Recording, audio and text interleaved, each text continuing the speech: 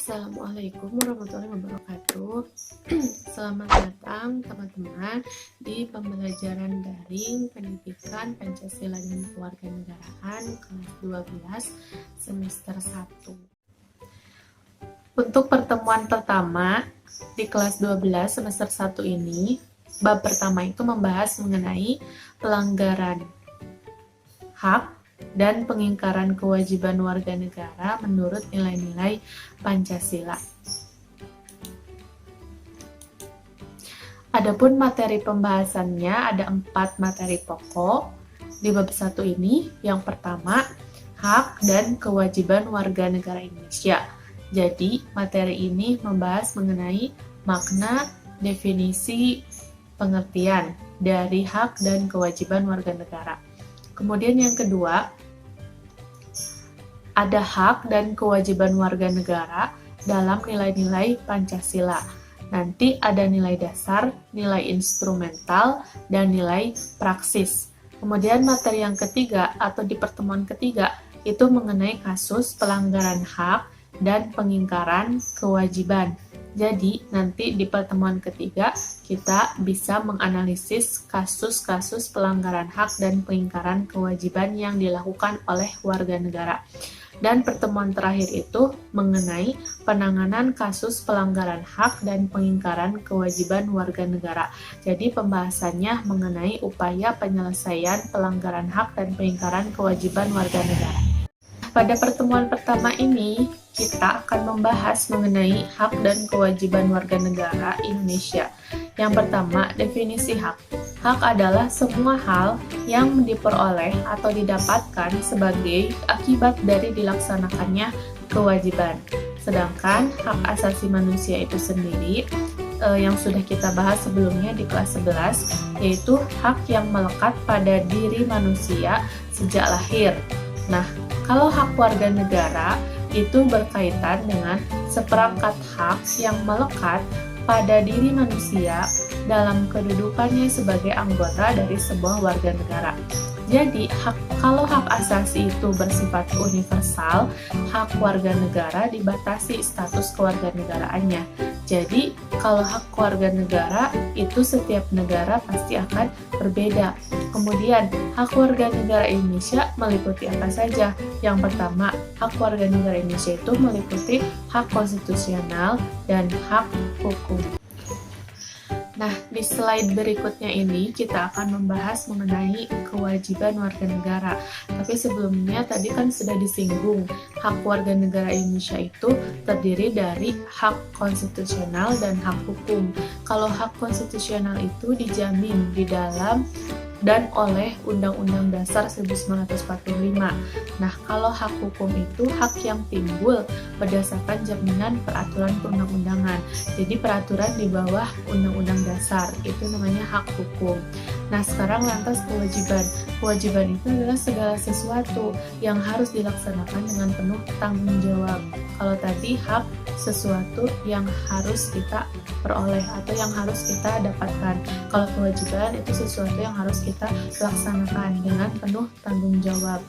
Nah, ada kewajiban asasi, ada kewajiban warga negara. Kalau kewajiban asasi itu bersifat universal sama dengan hak asasi. Nah, kewajiban warga negara itu juga dibatasi status kewarganegaraannya, sama halnya dengan hak warga negara. Jadi hak dan kewajiban warga negara di setiap negara pasti akan berbeda, tapi hak asasi manusia dengan kewajiban asasi manusia karena bersifat universal, pasti setiap manusia yang lahir ke bumi ini juga pasti akan memiliki hak asasi manusia dan kewajiban asasi manusia. Lalu, hak dan kewajiban memiliki hubungan kausalitas atau hubungan sebab akibat.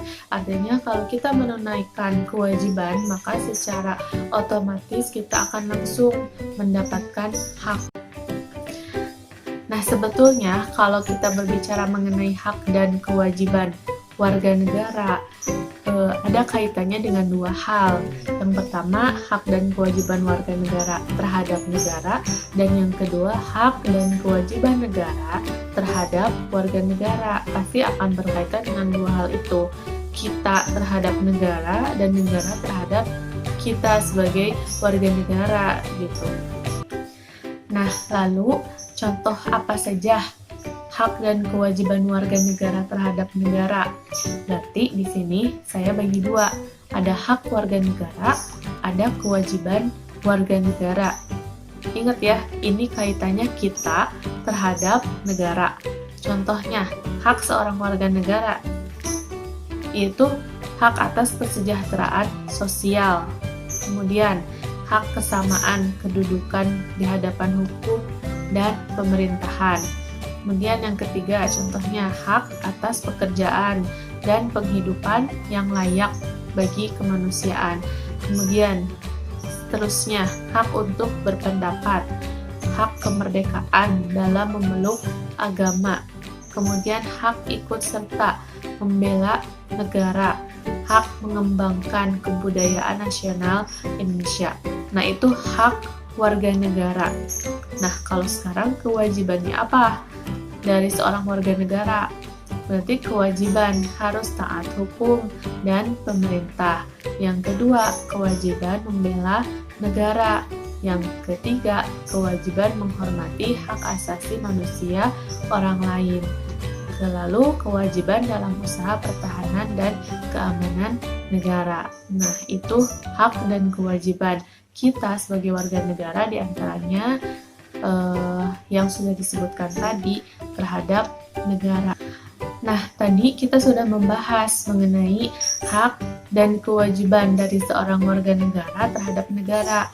Sekarang, apa hak dan kewajiban negara terhadap warga negaranya?